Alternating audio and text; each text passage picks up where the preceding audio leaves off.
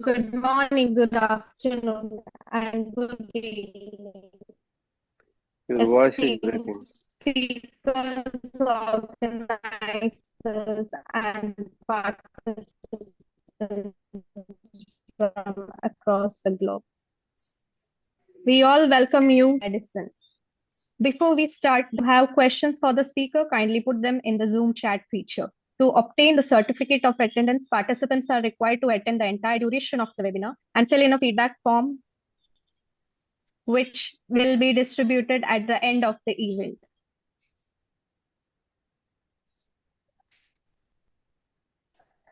Please note that the Zoom closed captions are generated by AI, and there may be instances where the translations are incorrect or misleading. We appreciate your understanding in that. Now, it's my pleasure. He's a consultant pediatrician and a certified adolescent practitioner at Hari Hospital, Vadodara. He's the Honorary Secretary Association of Adolescent and Childcare in India and lead the International Adolescent Health Week. I'm founder of Honorary Secretary Gujarat Adolescent Health Academy. It's my pleasure to welcome Dr. Sameer Shah. The floor is yours. Hello and good morning, good afternoon, good evening to all the across the globe, the person who is interested in a very hot cake topic, that is the artificial intelligence across the globe. And welcome in the today's first series of our artificial intelligence webinar series of the International Pediatric Association. It's my honor and privilege to give the opening remarks stage to Dr. Naveen Thakkar, Executive Director of the International Pediatric Association and distinguished pediatrician and prominent figure in child health. Currently, he is served as a director of the Deep Children's Hospital and Research Center, Gandhidham, Kutch, Gujarat, India. His honors include the Gates Foundation Goalkeeper Champion, UNICEF Polio Influencer, RCPCH Honorary Fellowship, Mars Hayat Award, ET Edge Torchbearer 2023, and FPHS Award in 2023, and of course, Outstanding Asian Pediatricians and Rotary Polio Free World Award in 2010. Requesting the Dr. Naveen sir to give the opening remark before we start our panel discussion. Thank you, Sameer. Can you hear me? Yes, sir. Okay, so you told everything, but you just forgot to tell me that how I was part of the Indian Academy of Pediatrics medical say computer group.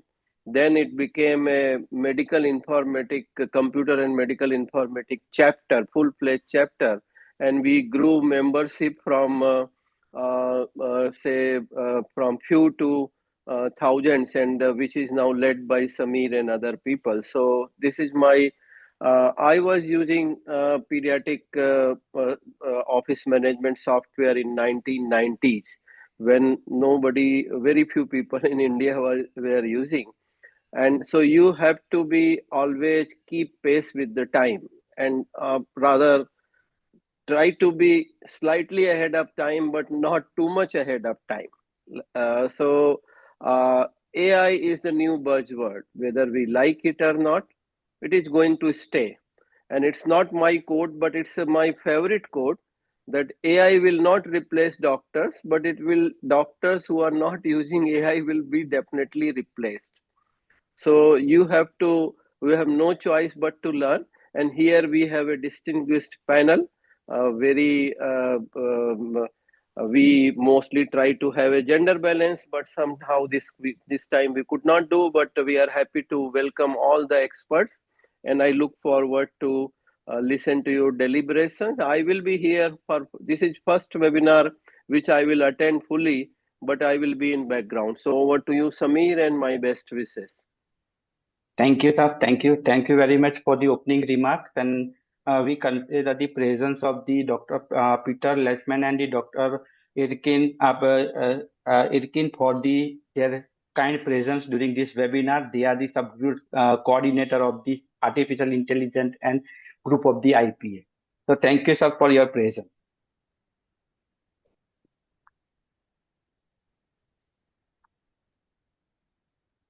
So let's begin our panel discussion on the global readiness for the artificial intelligence in the medicine. Before we start our presentation, this is the disclaimer that we are not actually the technological expert by the profession, but of course the techno-savvy medical professional. And this discussion is a combination of our experience and research. And this is only and only for the sharing the knowledge, no commercial aspect to disclose, not supporting any particular company or brand. There may be difference of opinion in some recommendation as per the experience and expertise, and we will happy if more addition in the point from the expert in the time permits. So let's learning together. It's my pleasure to welcome our panelists, starting from the Dr. Doron from the Israel. He is the medical head of the medical system development in Lumit Health Service. He is chairman of the Israel Society of the Pediatrics in the Community and board member of the Israeli Pediatric Association, an active member of the European Confederation of Primary Care Pediatricians, and of course instructor and lecturer in the Department of the Pediatrics and Family Medicine in Lumit Health Services, an active primary care pediatrician and ADHD consultant. Our second panelist is Dr. Reza Fahmi. He is the non-consultant nephrologist from the Jakarta, Indonesia, and he is presently working in the Urology Department of the Cipto Magnum Cusco Hospital, Jakarta, Indonesia. He is also specially interested in nephrology along with the artificial intelligence. We having one more panelist from the India, Dr. Satish Prasad Zat. At presently, he is the scientist mainly related with the research work rather than the now pediatrician, and he is very well connected with the mainly well-known international companies like Philips, Intel, Wipro, Xerox, and Astradam Healthcare. He himself is a entrepreneur and founder of the different platform that include the Kids, Santan, Seskan, Greybrain, and advisor board and startup of the Greybrain.ai. I think Dr. Satish Prasad is here, right? Dr. Aishwarya? Aishwarya? Dr. Satish Yes, Prasad joined? yes, yes. Just check it out because he was in that audience group to just check he can be on the board of panel. Our next panelist is Dr. Mikkel Liu. He is the professor of the pediatrics at University of the Washington Children's Hospital at Citadel, USA. He holds the Master of the Health Science from the Yale University, and he has been a member of the EMEA Clinical Informatics Program Director Leadership Team from the past 9 years, and he is the immediate past chair also. He is really a good research fellow, and he examining the pediatric EHR adoption rate and use the technology such as the web services and etc. in the proper functionality of the pediatrics and commercial systems. So with these four panelists, now let's begin our journey of how our global readiness for AI in medicine is really fruitful for us to begin our journey in medicine. Our objective of this session is to map the global and regional readiness for the artificial intelligence in medicine. We can discuss the legal, ethical, and equip implications for the children. We identify the priority of the International Pediatric Association and pediatric professionals, how we can implement the proper global strategies. We all know the artificial intelligence has revolutionized the healthcare, offering new possibility for disease diagnosis, personalized medicine and treatment, and of course, disease prevention. As AI is a really tool of the complement in clinical expertise and healthcare professionals to deliver a superior patient care. We know now it's a boom of the artificial intelligence, but actually the process is starting from the 1950s with a concept and research related to AI. During the 70s and 80s, it includes the diagnostic and decision support system generation by artificial intelligence. During 90s and 2000, it will be the more and more machine learning algorithm with diagnosis and treatment planning. With a rapid development in from the 2010, it will emerging into the medical imaging analysis, natural language processing, and personalized medicine. And by 2015 to 20, it will be really a good diagnostic and powerful tool interpreting the medical images, analyzing the patient's data, identifying the pattern for the personalized treatment. And dear friends, since 2020, we are having a really a boom of the artificial intelligence, and we all know how we are utilizing it here and there.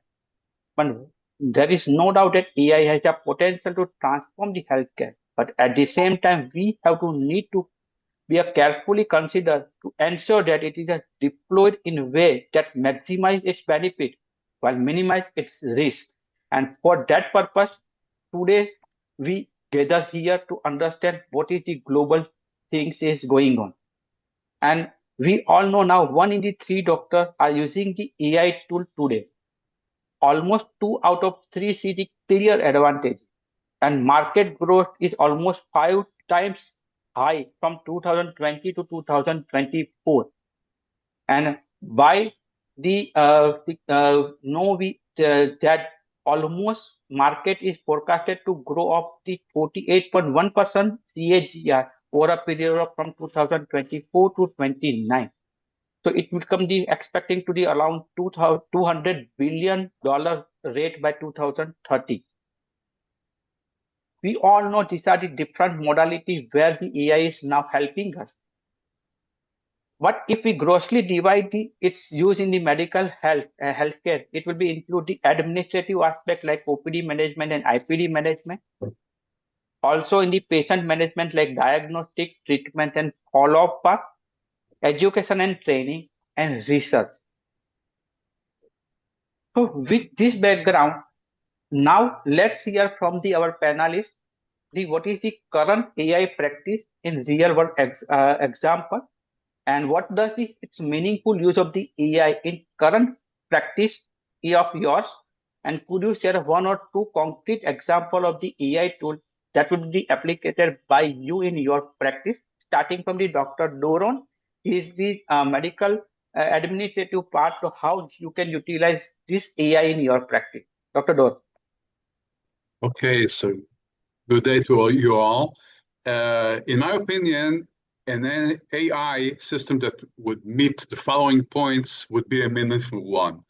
First of all, if it saves precious doctor's time during the patient's visit, whether it's pre-summaries or structuring medical records or producing some kind of patient triage to help him decision-making, it's good. The second point is proactively helping in the decision-making in real time, both by producing general EBM things and the patient-specific data that can concur other results.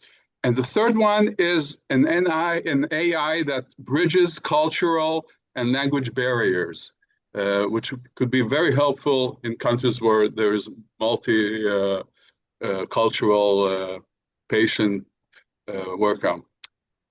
In my personal usage of AI, I only experienced with some general uses, such as making leaflets and presentations for the use of my patients using an AI.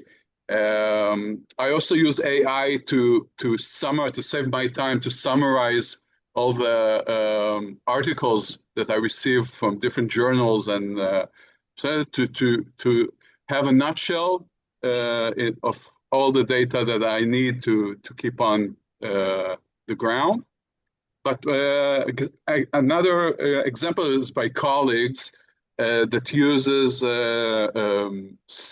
let's say in Leumit, where we are in a pilot study where an AI trained to gather all the data of the patient, including scanning its PDF files that are scanned in a medical record. And as the doctor enters the visit, he has a complete summary of the main details of his medical records, which saves time going around the medical record and gathering information. In another HMO in my country, there is a system called CPI, which proactively floats during the visit and suggests measures that are EBM and patient-specific data to promote, to prompt decision-making things. So this is my examples. Right. What's about the Dr. Raza? Being the nephrologist, what is your experience about the use of the AI tools in your routine practice, and what are the practical applications, what you are practically using? Like Dr. Doronis says, is taking the general help of the artificial intelligence. Okay, thank you very much, Dr. Samir. Maybe I can share my slide, right? Yeah. Okay, I just prepare my slide. Well, actually, currently I'm working in a project in pediatric nephrology fields. Raza, Of your slide course, is not able to see. okay, You just I share will and again gone. try. Yeah, I'm trying to share this window. Okay, let's see here.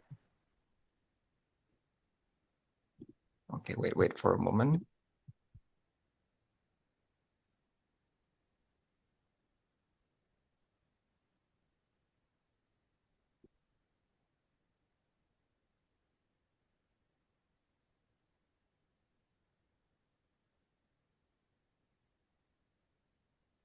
It's coming and went out.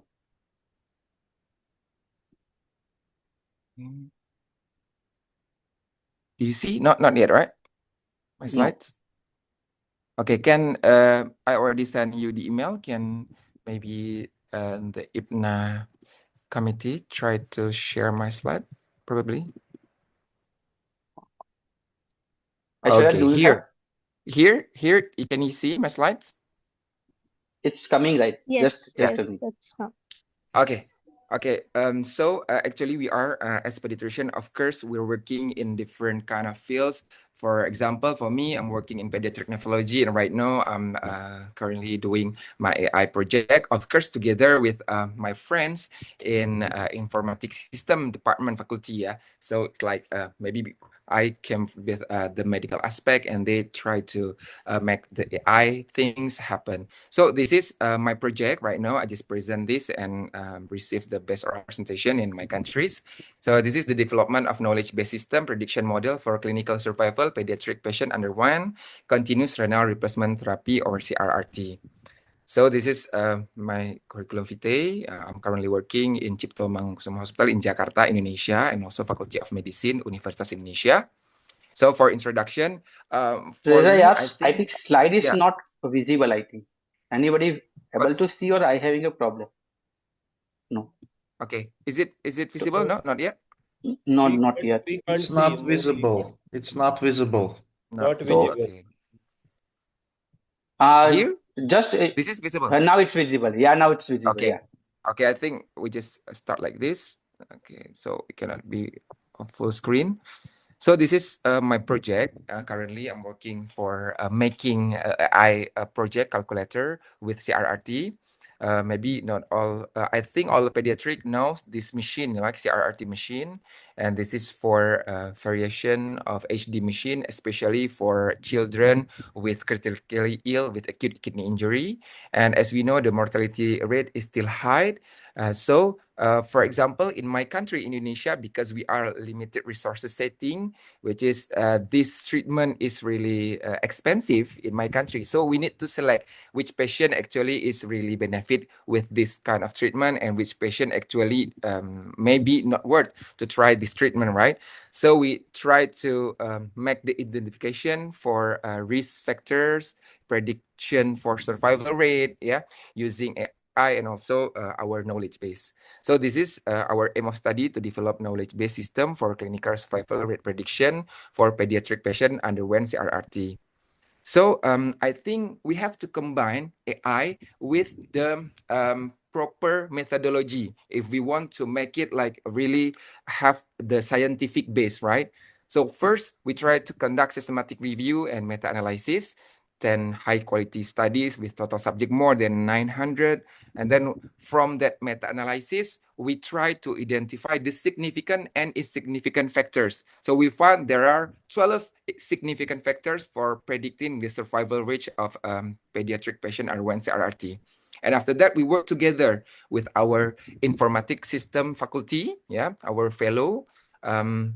They try to develop a calculator, yeah, with their system inference engine weight proportion, with the, if we have meta-analysis, we have like the weight proportion of each risk factors, right?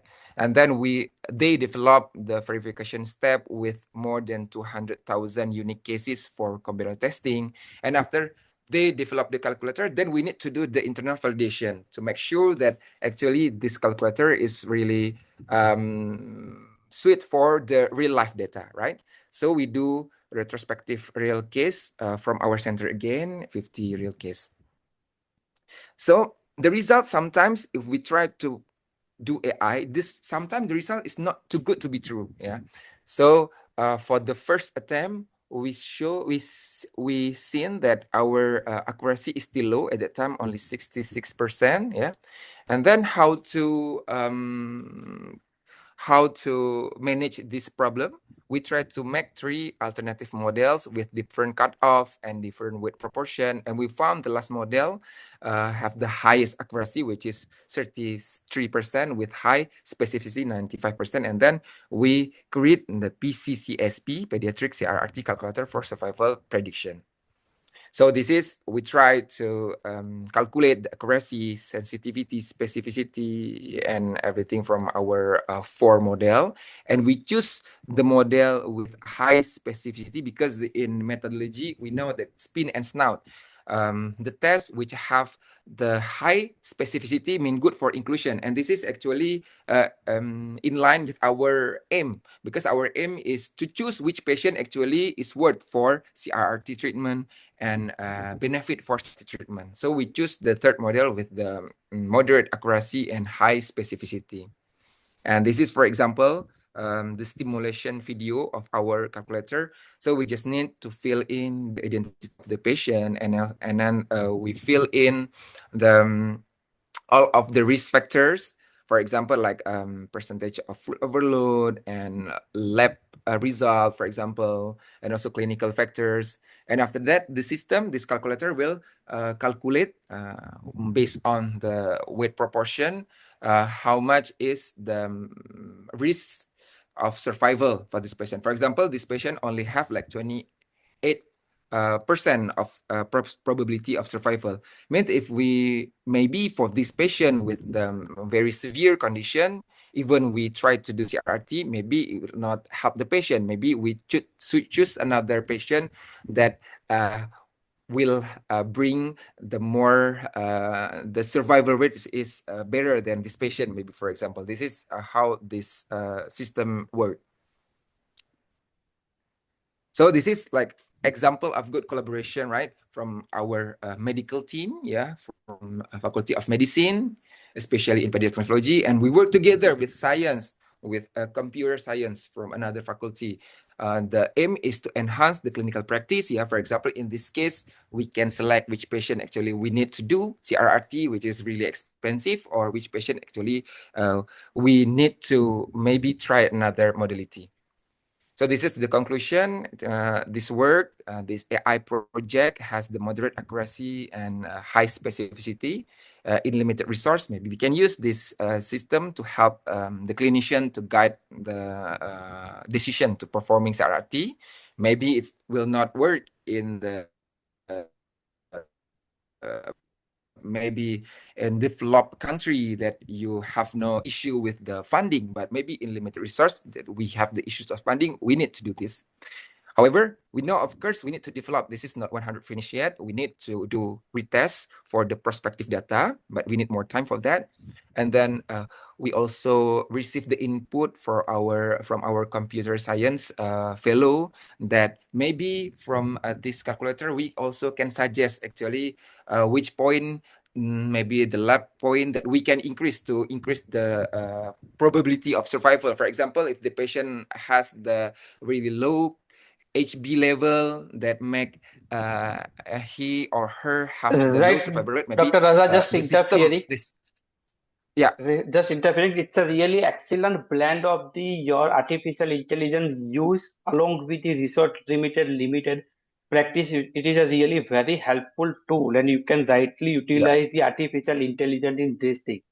So let's ask the yeah Dr. Mike, because you have a resource limited practice and you have developed something that is related that. Now Mike has a something different issue and he is in the research also, and he's a medical professional along with the good knowledge of the medical computer also. So Dr. Mike, what is your experience related to this in the AI? How it will be helpful in your practice and how you are really implemented in your practice? You're talking about me, right? Okay. Yeah. So, yeah, I guess I will just, since you did disclaimers, I'll just say that I'm representing my own opinions and not necessarily those of my employer. Um, I think that in terms of like some of these ranges. I think that you had mentioned previously what are some of the different uses that people have for AI in their practice. And so I think that one of them, sort of like one broad category, is exactly what was just demonstrated by Dr. Reza, which is researchers can use clinical data in the electronic health record to create and validate scoring tools, which then are used in practice. And so I think that one of the ones that I've seen in my practice are these early warning systems that will calculate modified pediatric early warning scores. And then, while those give you a sense of like how critically ill is the kid, you can actually look at trends in the score over time to see that kids are decompensating. And so then you might want to intervene on them and stop them from, sometimes you can prevent them from going to the ICU. I think that sepsis scoring systems and prediction models are very popular, although I think historically they haven't had very good performance characteristics, but lately they seem to be getting much better. So I think that those types of early warning systems are good. I think that hospitals are starting to adopt AI that co-reads imaging studies to help radiologists not only read primary findings, but also find incidental findings, which then we can then track and use. I think that what is interesting is some of these operational models in AI. It looks like some hospitals are starting to use predictive models that forecast staffing. And so they might be able to say in the emergency department, based on what we're seeing, it looks like you might want to staff up because, a flood of respiratory cases might be coming in the next 4 hours, this type of prediction. I think that with large language models, there's a lot of things that, you know, large language models are very different in terms of like an AI tool than these predictive models. In that, I think that some of the ways that people are using LLMs is to try to improve our communications with patients. So I think in the US, it's like there's health systems that are using this augmented response technology where the patient will send you a message through the patient portal, and then the art will like try to classify what kind of message is that, and then it will try to generate a draft response for you to send to the patient. And also, I think that, at Seattle Children's, we just had a publication where we were taking a look, some of our fellows were looking at the accuracy of AI to translate materials into different languages from English. And so some languages the AI was successful, and other languages the AI was really not that successful. And so I think that, it's trying to improve our communication with patients is something. And I think that some of the other things we're starting to see in our practice are, these new AI tools to try to summarize information in the chart, and also to, third-party vendors are also starting to get integrated to do things like ambient AI scribes in the US. So the way the ambient AI scribe works is that they sort of take some of this technology we have, even in Zoom, like things where you take a conversation, you figure out kind of like who is speaking, you sort of generate a transcript, you use a large language model on the transcript, and then you can figure out, okay, this is the history of present illness, and so then you can sort of like, then create a node where actually all the information from the conversation is in the right place. And so what this was really starting to do is that doctors are starting to be able to use these tools and it changes the work. So instead of creating a new note, what they're doing is they're kind of like reviewing a note, and so it seems like the mental burden to review a note is less than the burden to actually create a new note. Although I do think that you got to be careful. It's just like, hopefully we're not signing off on all notes. We're actually carefully reviewing them because having the human loop, we kind of require people to pay attention to what we're doing. So I think those are some of the things that where I'm starting to see in practice in the States. Right. So now we understand that there is the three different countries. One is from the Israel, one is from the Indonesia, and one is from the USA. There is a different methodology of the use of the AI in a practical way. The starting Raza is giving the clinical example of the how we can accurately improve the clinical practice and how we can decrease the load of the patient who can be get the such financial problem. At the same time, the don't give the example of the how they can utilize the regular day-to-day OPD practice. And Dr. Mikkel is really give the good impactful ideas about the how LLM can be specializedly used in the different practice to reduce the our clerical load of our work. And that's a really a great thing. So now we having one of the great expert in the field, and he is teaching the many doctors about the artificial intelligence, Dr. Satish Prasad Raj from the India.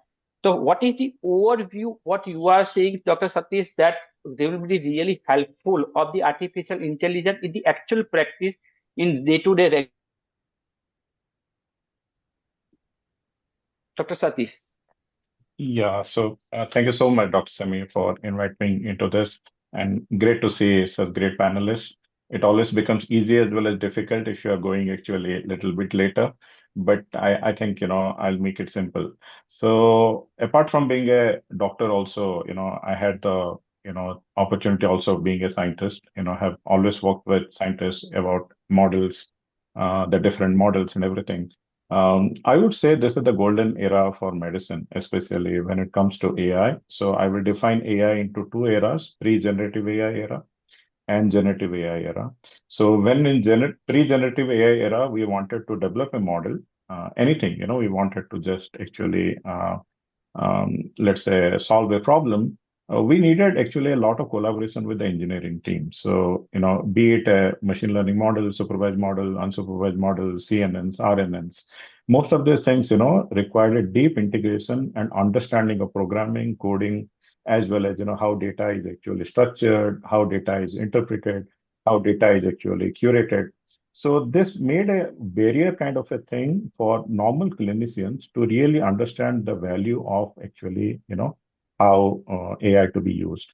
Generative AI actually made that big leap where if you are the domain specialist, if you know what you want to study, if you really want to know what you expect out of the model, then I think, you can actually get great results out of it. So like, we can summarize a report, we can throw it a MRI or a CT scan or a pathology slide or a very complicated set of documents, which is very difficult humanly actually to understand it. It could have taken a lot of time.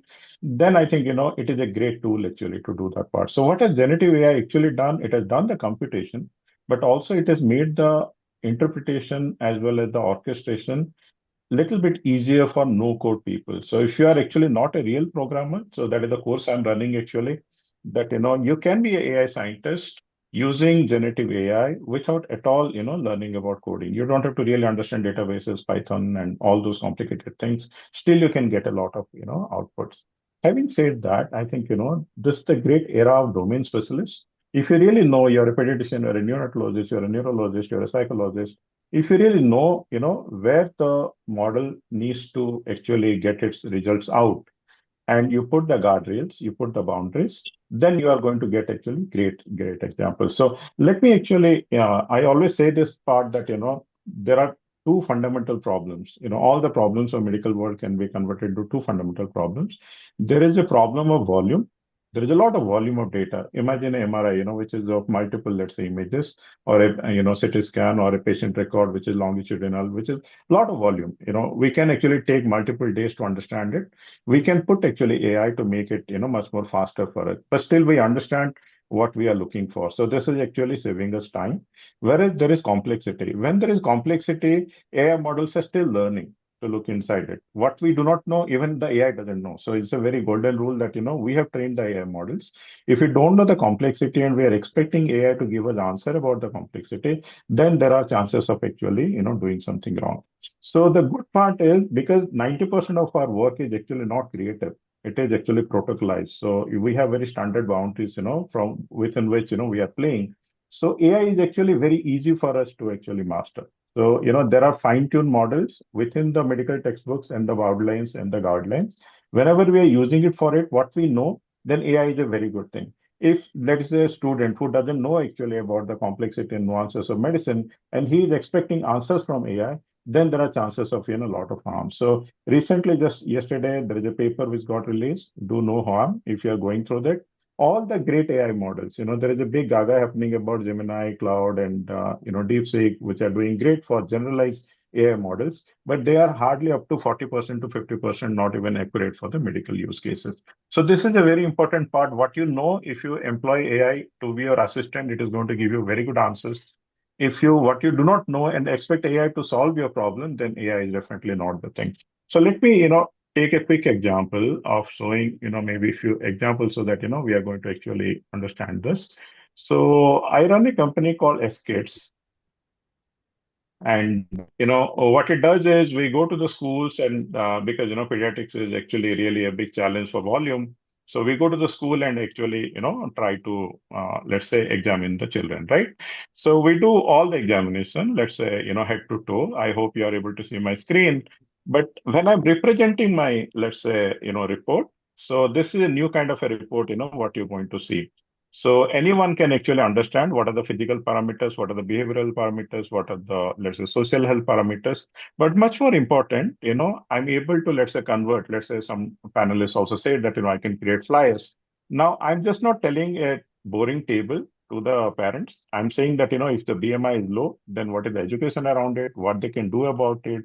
They need not actually get, let's say, worried about it, and what kind of, let's say, protocols the doctor is going to take care so that you're going to have about this. So you can go about this. So you can synthesize a lot of data. You can actually take it out as per the protocol, and you can actually give a very educative report actually to the, let's say, parent, right? Something like that. On the other side, if you will go a little bit creative, so let me try to see if I've got, if I can show you something very, very quick. So let's say, I run also IVF clinic, and then, in IVF clinics, actually, if you are actually, running protocols, getting a ready reference of the protocol becomes very, very different. So, this is actually all the standard operating protocol, which is actually very easy. So you upload your protocol, you create your protocol, then create them as chapters. And then, before your user is actually trying to do any of the steps, they can actually, go to that protocol, identify that, what is the protocol, what is the checklist before that. And then if they want to go for any of the recent advances, they can also refer to that. So all the hospitals are actually, bound by protocols. And then if you want to give your staff a very, very, at the finger trick that, what is the protocol, my staff can go and identify which are the recent parts for ovarian stimulation, what are the challenges to expect, what is the checklist to happen, and then, how to actually prepare for it. So how to troubleshoot, how to checklist, and then how to you can create a SOP. So creating SOP, creating guideline, creating based on, let's say, the boundary conditions, how are you going to actually work on this? These are some of the great use cases what can definitely, stop, save time for us. You can do because a lot of actually discussion happens about that, AI is going to do the differential diagnosis, is going to, let's say, treat a patient and then do a surgery. I think, those are like little bit far off. So I think, it is going to help us with the area where, doctors, we are overburdened in the area of omission, because there is a lot of volume of data, we omit things, which is human error, right? And which can happen. But, we cannot be pardoned if we are using AI and then we are committing a mistake. So the harm actually happens when we are judging, we are depending on AI's output, and without doing the check as humans, we are actually going ahead and treating a patient for that part. So any harm which is done with area of commission, so the omission errors are still okay, and this is going to save us for the omission errors. But it cannot actually help us to do the commission errors. So if we are committing some error by using AI, then this is a strict no-no. So I would just say that part is this can be a great assistant provided you know what you are doing, and it can never be a teacher. It can never take you out of the problem if you don't know what you're doing. So it can save us from the omission errors, which is the overburden or the, let's say, hyperburden of our work. We don't have enough doctors. Whereas, it cannot create a solution for us. So that would be my, typical points, what I would leave with. Okay. So actually, my second question you had answered previous directly before I ask you the question. This was this slide what you were saying. Do no harm, and I was planning to ask you to explain that thing. You had explained very well regarding that. You have to train the artificial intelligence as a become the make it augmented intelligence rather than dependent on that thing. And we all now understand what are the use case by our different panelists.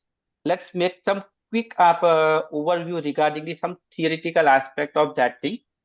Uh, as we know, the WHO has given the four pillar regarding the anything what we utilize, that including the policy and regulation. What Dr. Satish Prasad has already said about the different policy and regulation should be there. Must be some infrastructure and data should be there. There should be the workforce and culture should be available, and equity inclusion should be there.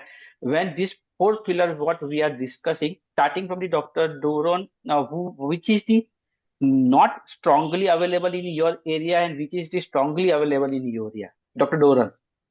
Okay, so I'm both speaking as a local Israeli system and it's part of the European region.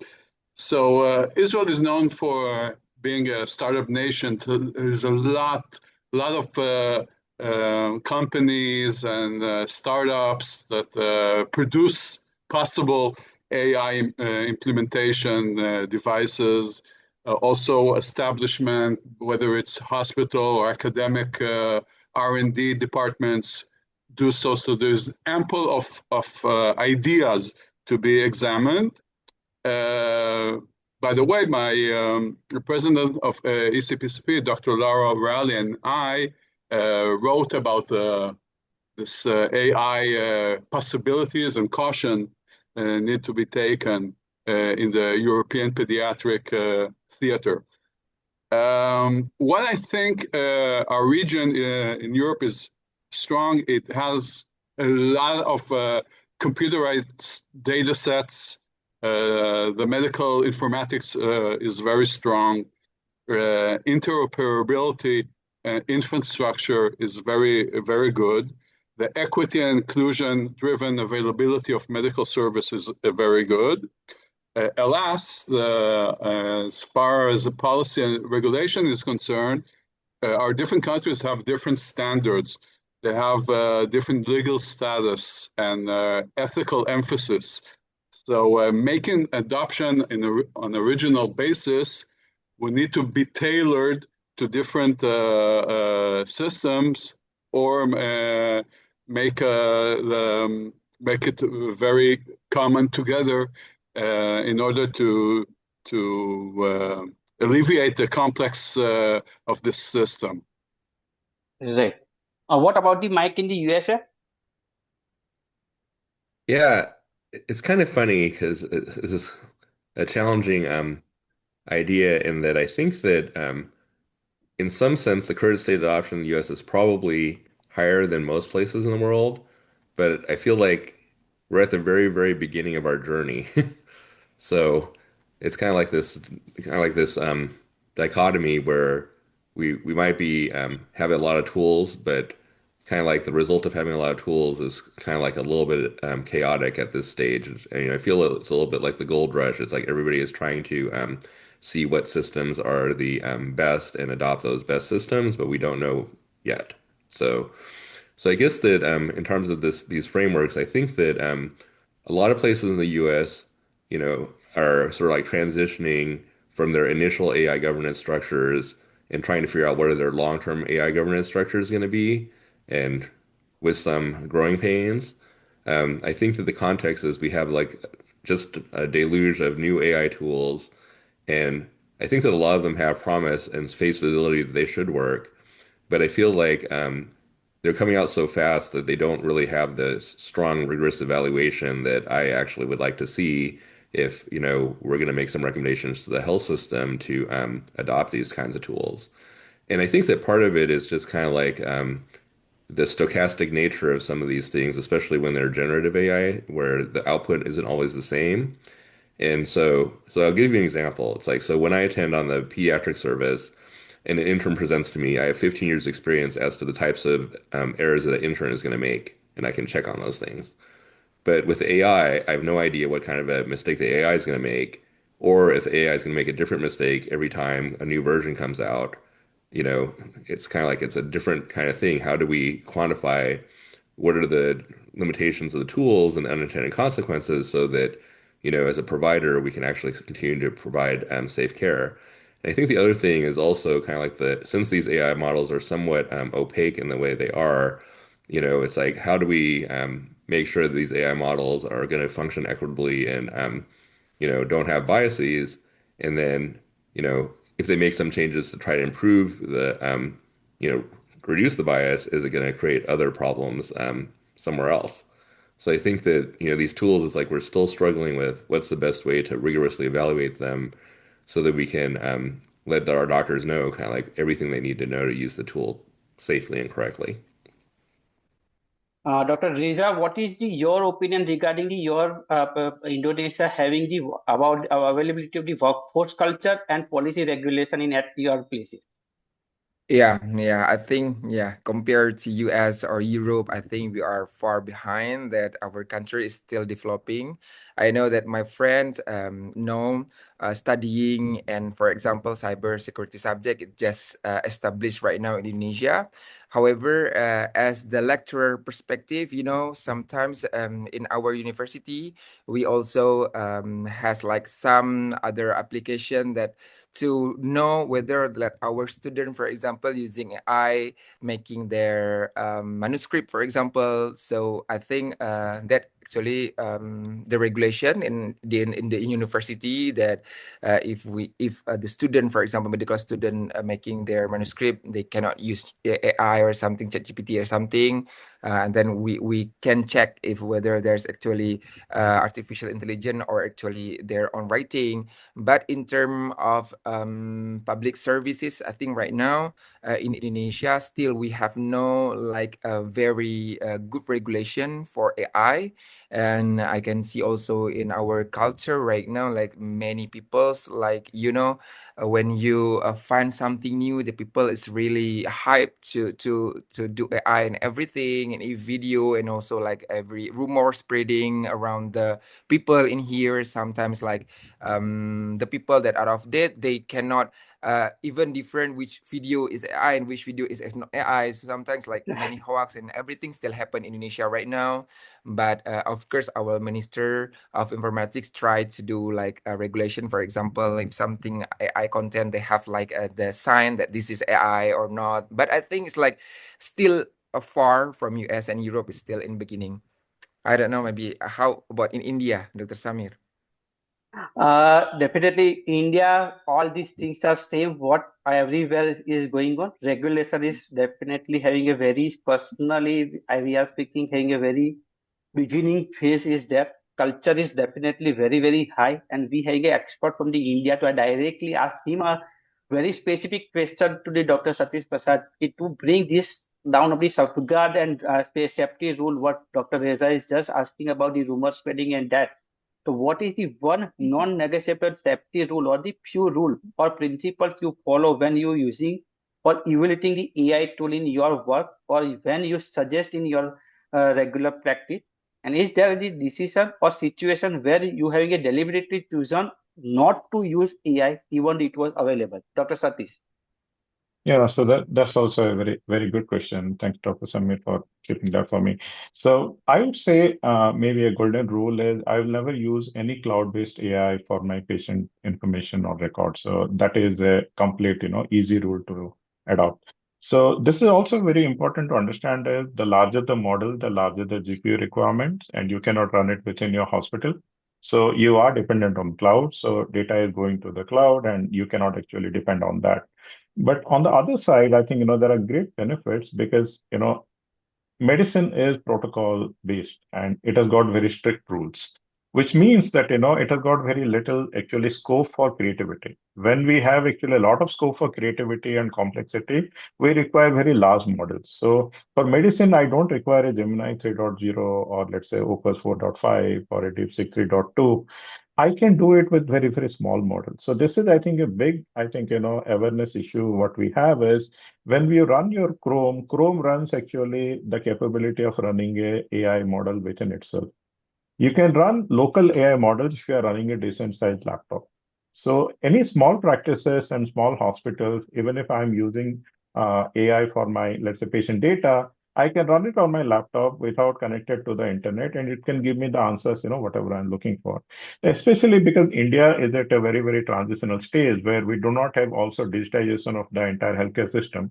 Whereas, we are actually the largest, on the, fastest growing internet consumer of the world. So, 5G and 6G are actually growing, whereas we don't have all the hospitals records digitized.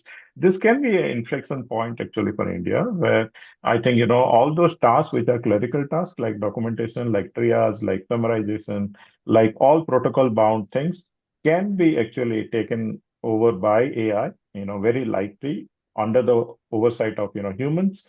Whereas, it is all strictly done through local models, local AI models, which government actually can provide that infrastructure to healthcare system so that, there is efficiency into the system. On the other side, I think, this great awareness is actually required by doctors because, only doctors can make medical models. Engineers are not going to make medical models. So there is a big need for doctors to get trained about AI, how to fine tune a model, how to understand that, even your browser can run an AI model, your laptops can run an AI model, and you don't have to really go for the large GPUs to run all the tasks. You don't really have to solve a MRI. You have a lot of problems to solve. So I think this careful optimization of models where there is not over dependence on infrastructure, whereas you can depend on the open source model, which are open, which are not black box, which is very important, which can be run as small models on local machines. Then I think, we have a long way to go. So I would say that, this is a great boon. I'm not very skeptical about AI. I'm very enthusiastic about AI. And when doctors actually learn AI, how to code, how to actually fine tune models, lot of new models are going to come up. Lot of medical models are going to come up. Very, very small models, very effective models, very efficient models. And doctors are going to present actually how is the model working in the upcoming conferences. So that would be my futuristic, let's say, optimistic vision, going forward. And all the emerging countries, especially, I think, should be really looking into it because we don't have that much of infrastructure like, let's say, US or China or Europe or Israel.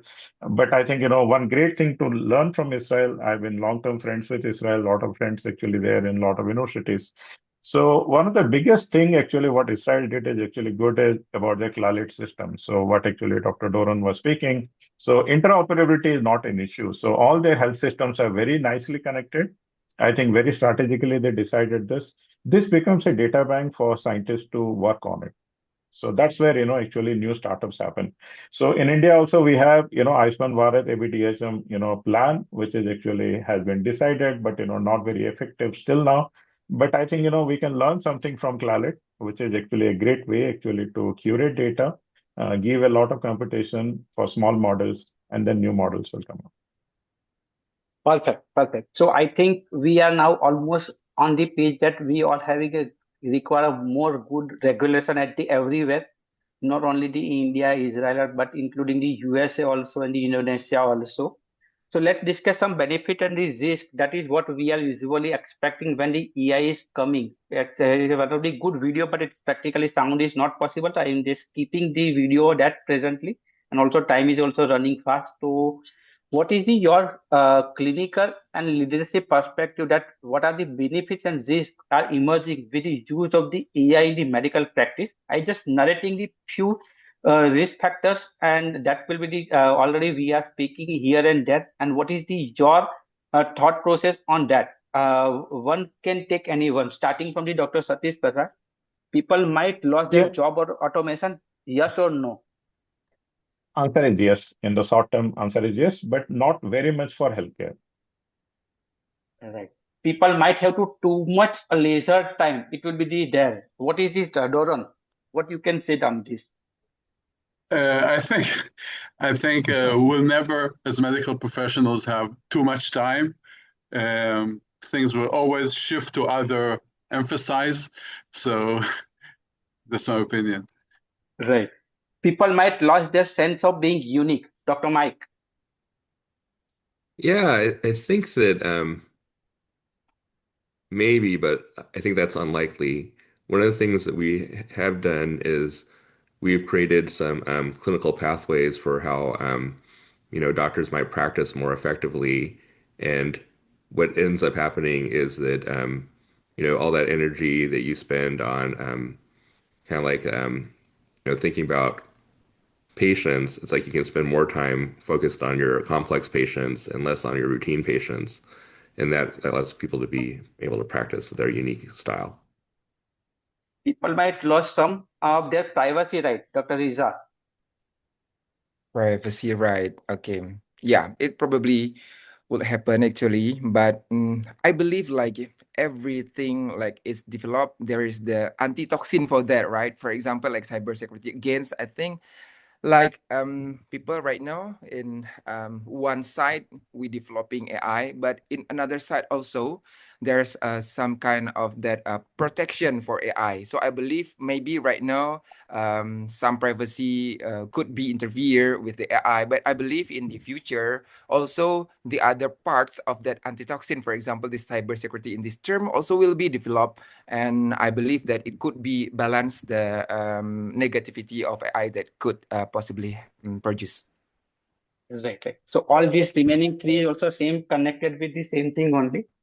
Uh, so this is the thing regarding the use of the AI might result in the loss of the accountability.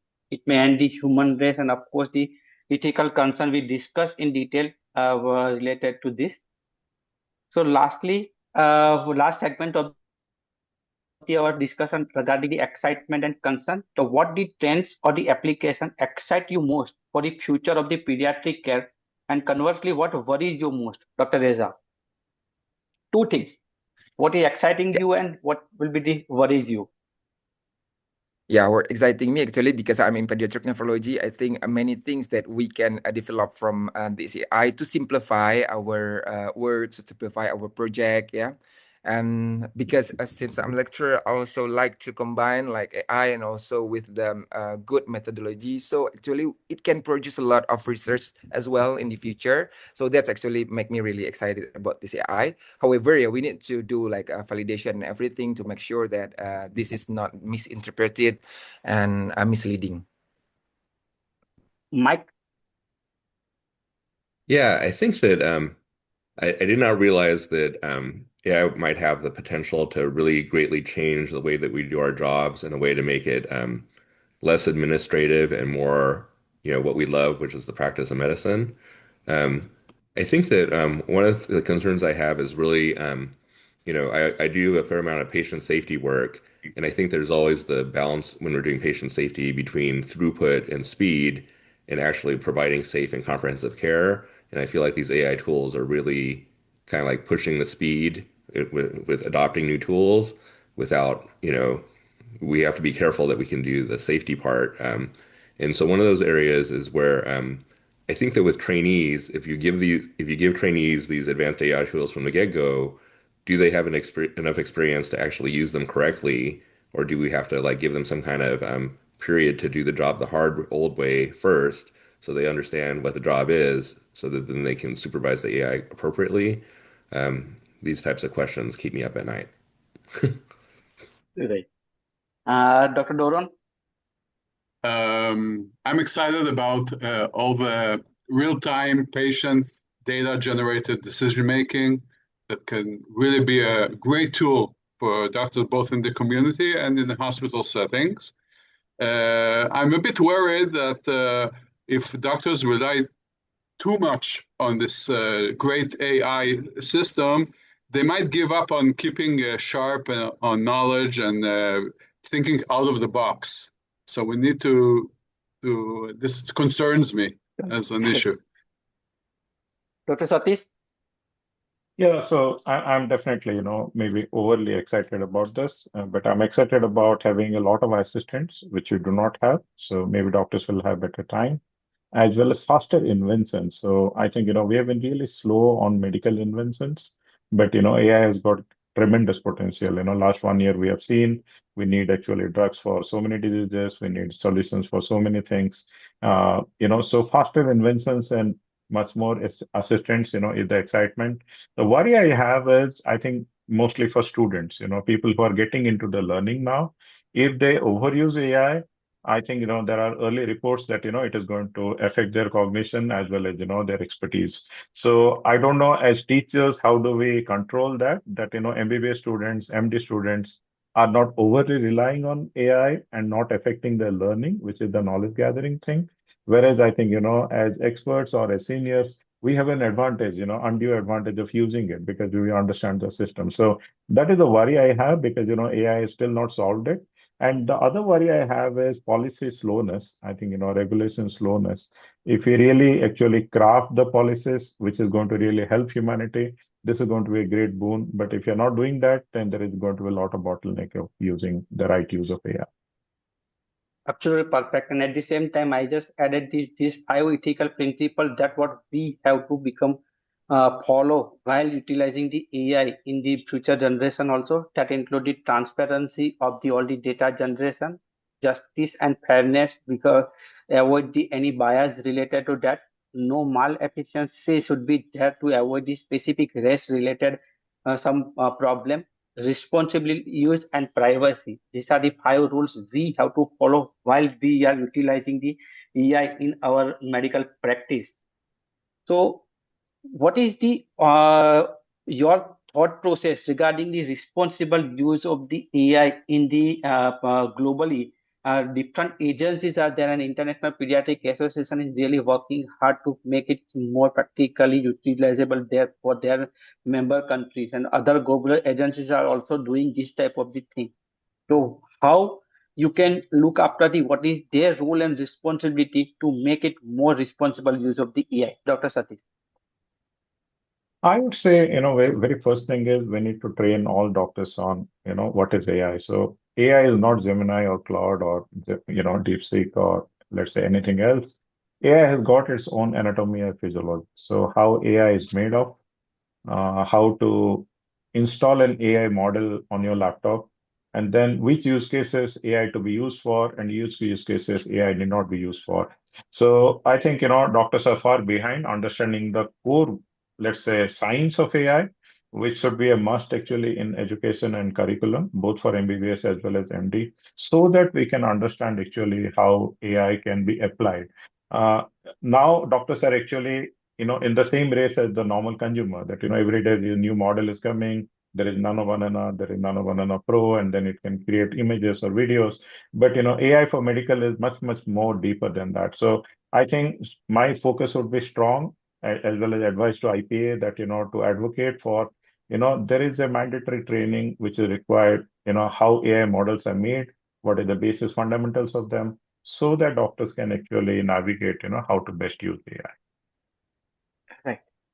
Anything of the other than this, any of the panelists want to add how the IPS would be act or the any global agency should act on this? Dr. Doron, Reza, and Mike, anyone want to add over and above Yeah, the Dr. Yeah. I think that you know, it's a sort of a challenge because it's such a big thing that we're doing, but maybe we could choose a few smaller things, well, which are still big things. So I think that one of the things that probably would be helpful is to sort of educate people on like how it is that as was said, kind of like how it is that to think about like what do these models do and how do they function and what are their limitations is definitely important. And maybe having some kind of shared curriculum from medical school and through other training so that we can do that. But I think that what was interesting is that I think that there's kind of like this issue where we think that doctors need to know everything about these systems, but actually, usually in the US at least, these systems are not chosen by doctors that are practicing. They're chosen by informaticians and that are working closely with the IT department. And so sort of saying that these are the roles, and so the responsibility of the pediatrician role is this, and the responsibility of the IT pediatrician role is this, and this is how you partner. But I think that you know, one of the things that's very tough is that, practicing pediatricians don't have a lot of time, but in order to feel like we're doing these tools and that we're getting rolled out together and we're not pushing tools on doctors, I do feel like we need to have some way that pediatricians can participate in the evaluation of these tools so that it's a joint decision and they can jointly figure out what are the correct performance parameters these tools have to have before we push them out. And I think that there's also an opportunity for our organizations to cooperate to figure out what those performance parameters are so that not every hospital has to do it. Again, If I And may Dr. add, do it Nuramin together. Raza? Yeah. I think the IPA should be a professional part of a larger WHO or world initiative that correlates different medical specialties because we're going in the same direction, whether we are pediatricians or internists and so forth. So the initiative should be more correlated, more global, and standardizing things for other professionals, even outside the doctor's profession, such as nurses and allied professions, and tackling all the issue: data security, patient privacy, legal ethical issues, and implementing AI safely and cleverly. Dr. Raza, you want to add anything more? Yeah. Yeah, I think until now, there are some pediatrician there is really pro to AI, and also there is some have hesitance right to AI. And I think this first project is really good to make us in the same perspective. However, really hopefully IPA can manage or can be a place for collaboration, for example, collaboration between the countries or between the fields of in every pediatrics fields. So I think it will be good things if we can collaborate within countries or within subspecialties, for example, and like Doran say as well, like we can make better and greater project by this AI. But I think this is the first step is really brilliant things to to make us have the same vision and also has some same direction about this AI to see the positive and negative impact of the AI itself.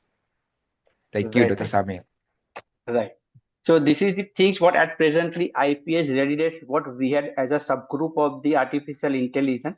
We had and we had already started our dedicated subgroup with the help of our own members of the IPA, and that's a really sincere thanks to our president Dr. Haddad, who had take this initiative, and we are having a now 9 people in the group, and that's what we are planning. We are also planning a series of these type of the informative webinar, and this is the beginning of that first webinar.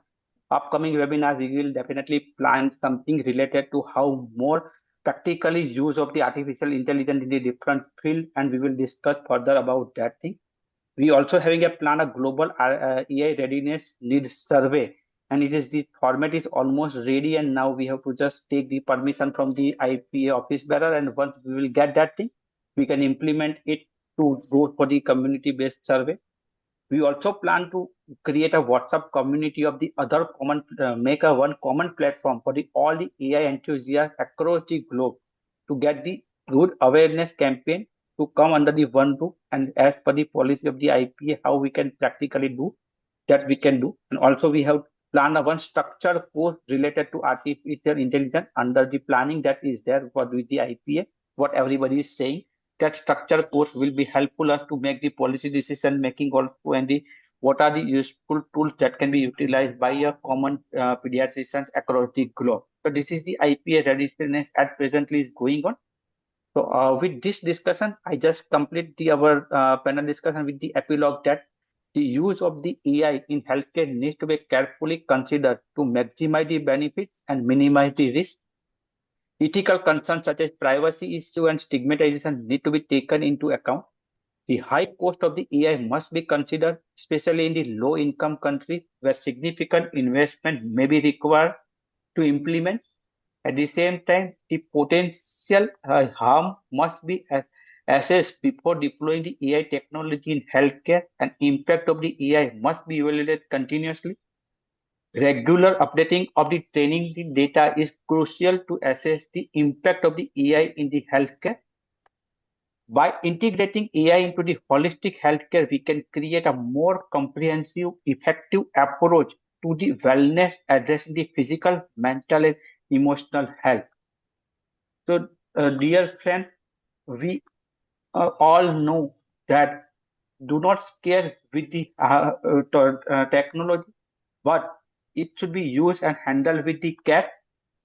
And of course, artificial intelligence will be the game changer for the healthcare, but ultimately the human intelligence is the superpower, and that's what we have to consider. And that's it. I am just ending my presentation. Thank you. So now Okay. it's all from the our panelists. It's time to the question answer time. Aishwarya?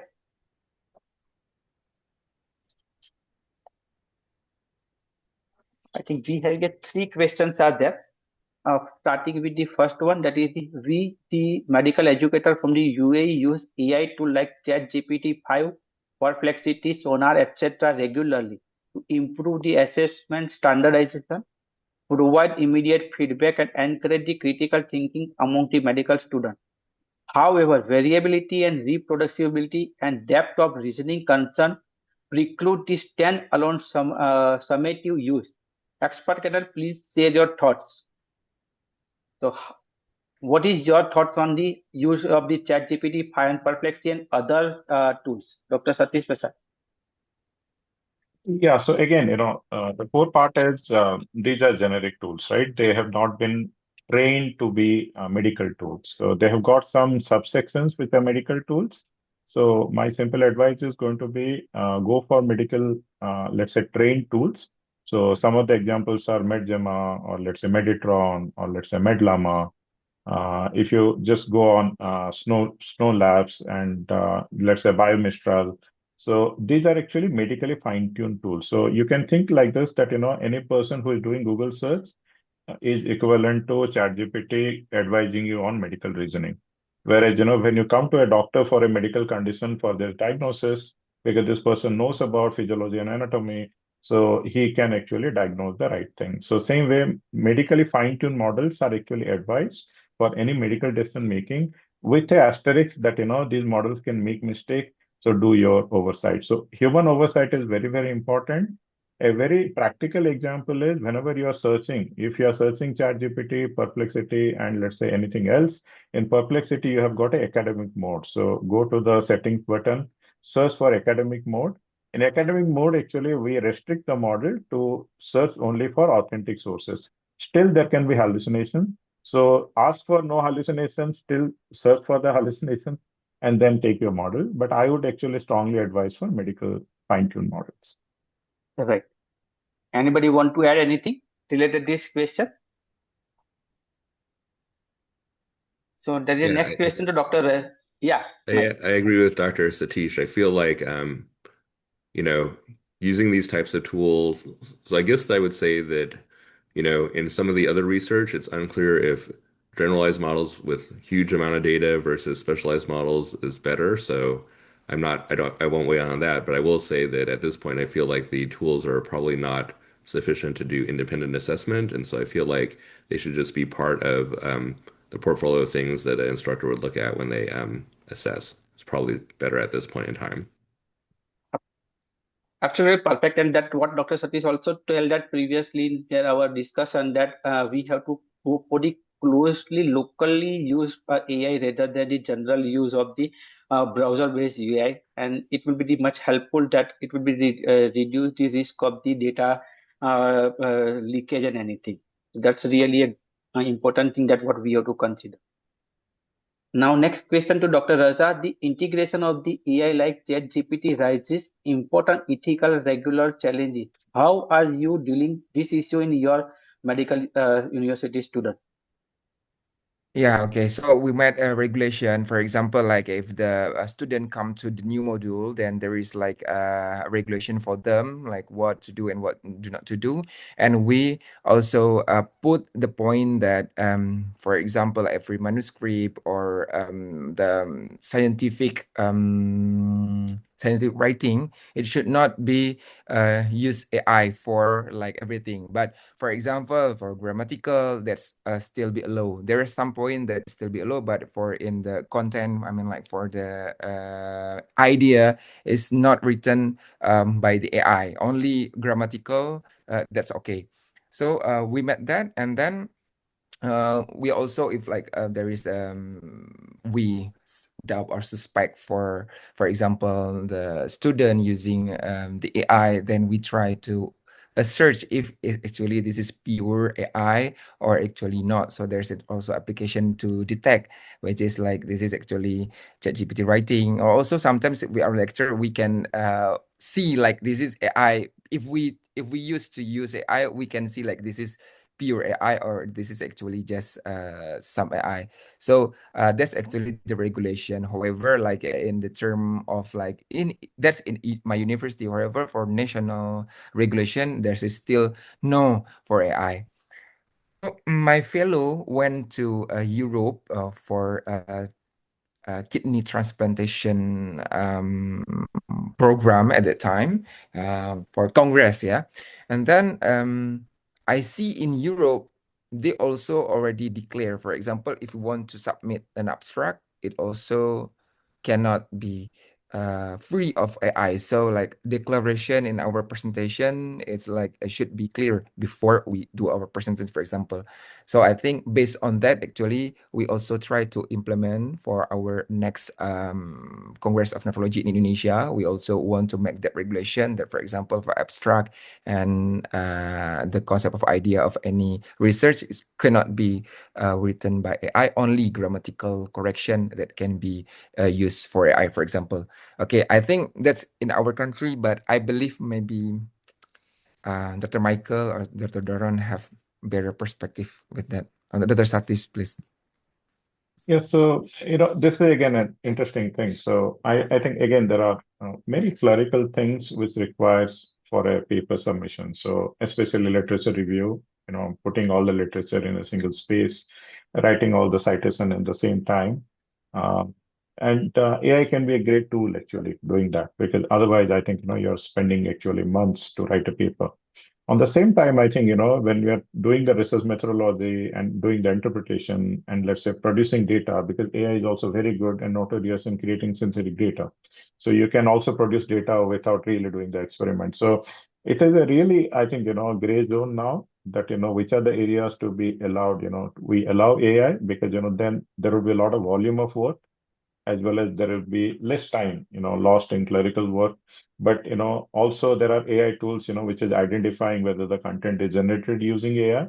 So this is a big debate going on. So I'm in the opinion that, AI should be allowed to write papers for the clerical work, whereas, the editors all have to be trained on AI, how to identify which is the AI generated content and which is not an AI generated content. Because this becomes very, very important for us as teachers to train students now. If students become over reliant on AI, then learning becomes affected as well as research becomes affected. We are actually at an advantageous position, but also we are at a responsible position that, how to inculcate the right use of AI so that our students don't miss out, but they are also learning faster and better. So yeah, this is not solved yet, I would say, but I think we need to keep a close watch on this. Yes. Yeah, I agree with Dr. Satish. I think that, so I also teach I'm a professor in the informatics group in our university, and I think that we've had kind of like a policy on LLMs, which it seems like it's always evolving and there's always something new we find. And so I don't think that there's any settled case law or anything on it. It's like, every time we hear about new uses, then we got to decide. But I do think that the basic concept of if you use it, you should attribute it, I think is definitely one of the things that we try to support. And Dr. Sahas, Mr. Subhranshu Kar has given the Dr. Satish has rightly said that medical student have 2 credit course should be there on AI in medicine and innovation and entrepreneurship as a part of the medical curriculum. And we all are also expecting that all the countries should adapt this thing. Absolutely, yes. One more question is, can AI helping in the creating the accurate statistic for the all diseases? Anybody Yeah, can take. technically it is possible. So I think, I would advise people to go through a model called Grok. So, there are specifically, this is done for population health. There are some very good work by, many of the good universities. So if you throw a lot of data, which is unstructured, then I think, within, let's say, minutes, you can get a structured data. But again, to verify it, you need to have a data set as well as a statistics background to understand it. So I would always say that, use it for speed, but always check it with your own, let's say, knowledge so that, the output can be useful. Yeah, I guess can AI help? Probably, but I think that when it comes to dealing with like medical data and kind of like the sources which you use, I think that not always is the data that we have in a format that can actually be processed and is clean. So I think that can it help? Yeah, but it probably will require some work to have clean data sets to work from. One more question on how to recognize and solve the issue of AI hallucination.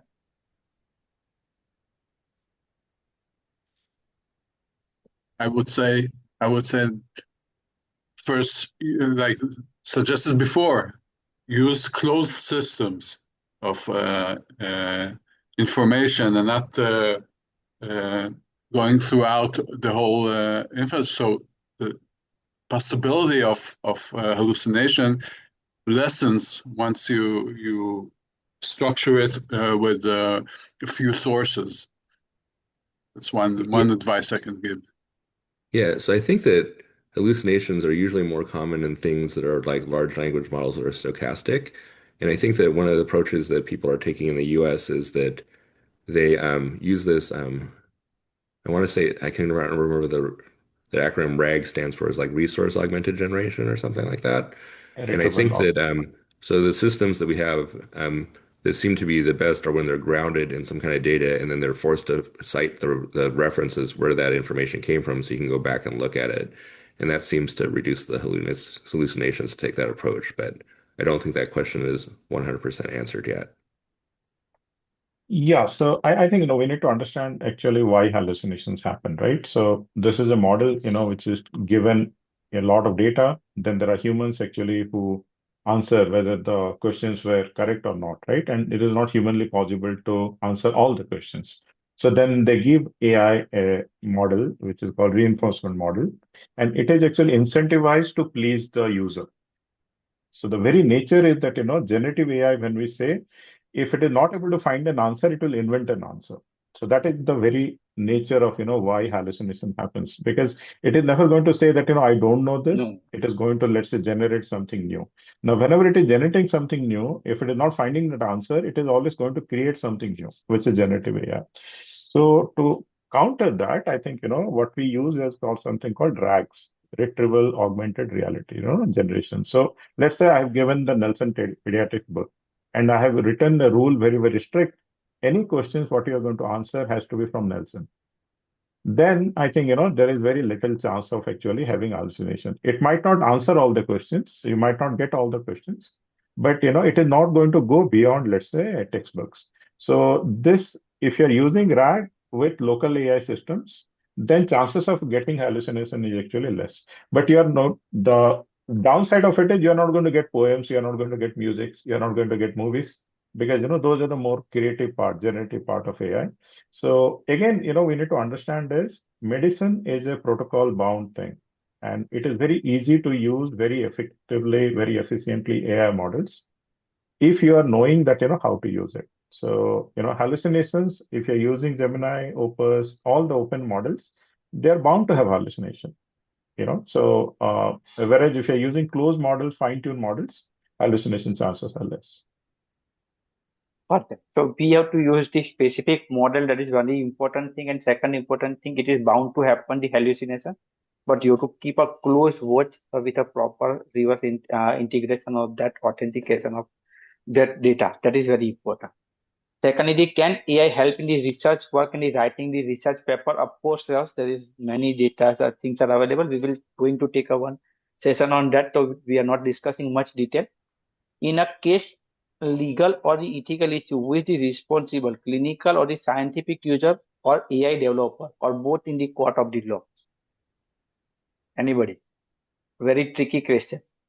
So I gotta say that in the US, I feel like this is one of the things that makes it so that AI is probably never going to replace physicians, at least in the short term, because most AI systems, it's like they're kind of like use at your own risk, I feel.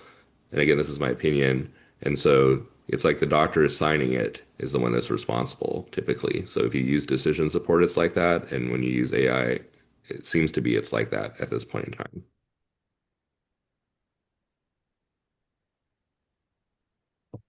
Okay. So almost we covered all the questions what we have got in the question answer session, and very soon we will come with the next session of the artificial intelligence with a specifically targeted practical approach how we can clinically use with a more sessions with the more experts. Now our presentation is complete. So now for the closing remark, if Dr. Peter or Dr. Irkin is available, we can have some words from them. Dr. Irkin, Dr. Peter, are you available? So, hello to all. Thank you for very great presentations and also very great discussion. I also want to add something. Yes, as IPA, we will try to do our best to make this webinars more possible for all people. And I think because the main goal of the IPA is contribute to national societies and the pediatrician in the world, I think it will be great work. And Dr. Samir, he's our sub-coordinator of this group. I think he will try to do his also best to meet the requirements of our societies. I also very enthusiastic about the usage of AI in medicine, but there is many concerns. We have to think about that. Ethical, legal, data security, and so you have all discussed. So thank you for this great discussion. I think next time maybe we can go more deeply in these themes. It was an overview of AI in medicine. Thank you. Yeah. Dr. Peter, unmute sir. Unmute sir. Thanks for a very interesting discussion, and thanks to our panelists and for you, Samir, putting this together. I just have one question for Satish. I put in the WhatsApp group. When you're saying don't use chatbot GP, how about JAMA evidence, which is more focused from NEJM, and I just want to give sort of pediatricians, if they want to search somewhere and they were using chatbot GP, they could go look at JAMA evidence, which is a little better than that because it's very focused on medical publications. What's your thoughts, Satish? Yeah, answer is yes. It's a fine-tuned model. So you can use MI evidence, you can use MedZema, you can use Emboss. Emboss is also a fine-tuned model. But again, the risk is these are ChatGPT based, let's say, fine-tuned models. So they do have little bit chance of, let's say, hallucination, but lesser compared to the generic model. So yes. Yeah, so it's early days, but we're going to go far, and I think this is a really important group. This is the cutting edge group of our IPA, looking at the future. So thanks very much for kicking off our series of webinars, and we look forward to working with all of you again, and hope to see you in the future. So thanks very much. Thanks, Samir, for putting this together. Thank you, sir, and thanks you to remain till the end to both of you. And I now over to Dr. Aishwarya. Aishwarya, are you there, Miss? Yeah, Dr. Yeah, Madhumita is there. Yeah. Yes, Yeah. Aishwarya ma'am is not available as of now. So, to all the participants who want to receive the certificate of attention, we request them to fill the feedback form as it is very crucial for us to improve. You will get an option of give feedback while closing the webinar. So kindly do fill the form. Thank you. And thank you to all the panelists for the webinar. So thanks once again on behalf of the IPA Artificial Intelligence subgroup, my panelists, Dr. Doron, Dr. Mike, Dr. Reza, and Dr. Satish, and all the delegate who is remain till and remain the present and giving the good input of the question that what we can discuss some practical aspects also.